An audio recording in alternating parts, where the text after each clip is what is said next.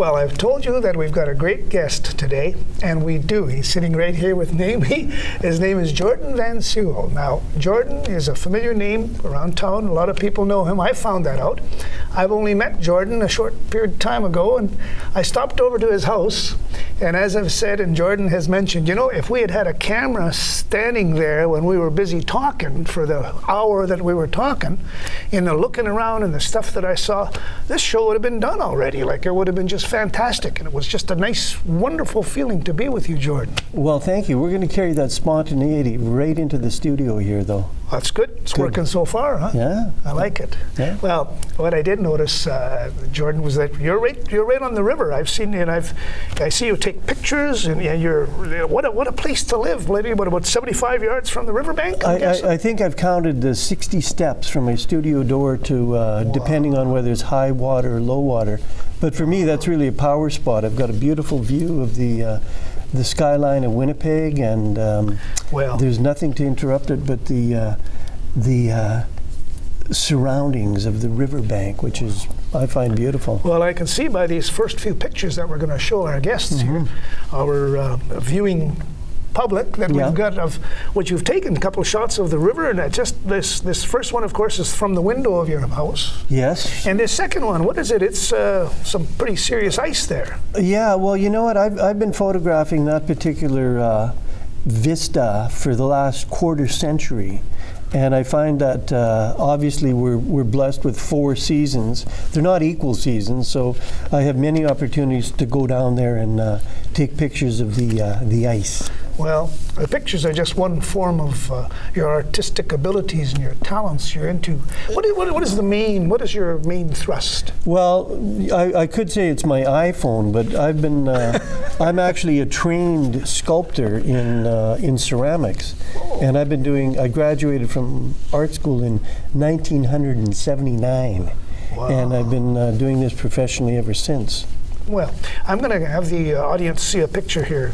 Jordan, can you tell me how you started off? What is this? Well, that's an early piece. That was, I lived a lot of time in British Columbia, and on the move back here, I was reading Franz Kafka's Metamorphosis, which is a story of trials and tribulations of a fellow who's turned into a dung beetle and left to gaze out his window. So I've made that, I've manifested that as a lovely wall tile. Wow, that's just beautiful.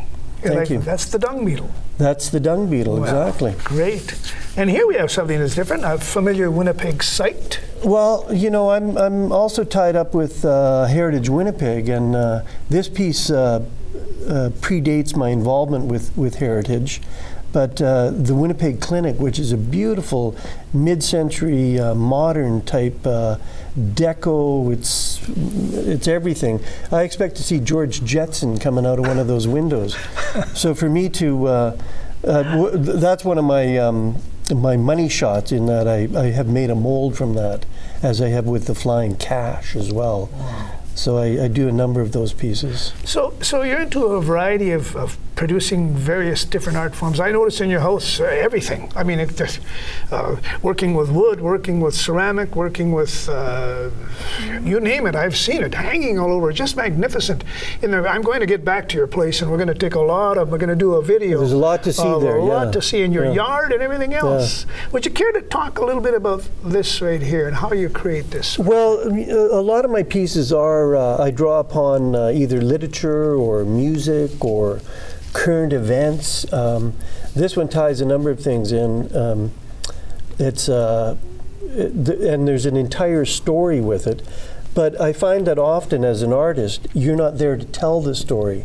So once these things leave my care and attention, they go out into the world, and people may have the title to them, but 10, 20 years down the road, they may have forgotten the title. So it's interesting when people come back to me and say, oh, you know, that piece with the guy with the long nose, I call it something or other, and I go, good on you, but the original intention is often lost, and the levity of the piece has to be carried through from its aesthetics. All right. Well, now that begs my question: does this guy have a title when you're in your beginning, in your origin? Yeah, well, you know what? If I could take a minute to explain this piece, this depicts a 15th century doctor with that long beak, which was at that time they used to fill it with potpourri so that they wouldn't get the Black Plague. And he's even though he's crippled, he's got a crutch, which is actually a ladder, which is that transcendent from one level to another. He also has this sack on his back with his kid. So he's helping the kid out by taking him across some war-torn, it's very profound piece. Yes, it is, certainly. Well, Jordan, we have lots more to talk about, and we're going to take just a short pause, and we're going to come back with Jordan Van Sewell. So make sure you stick around.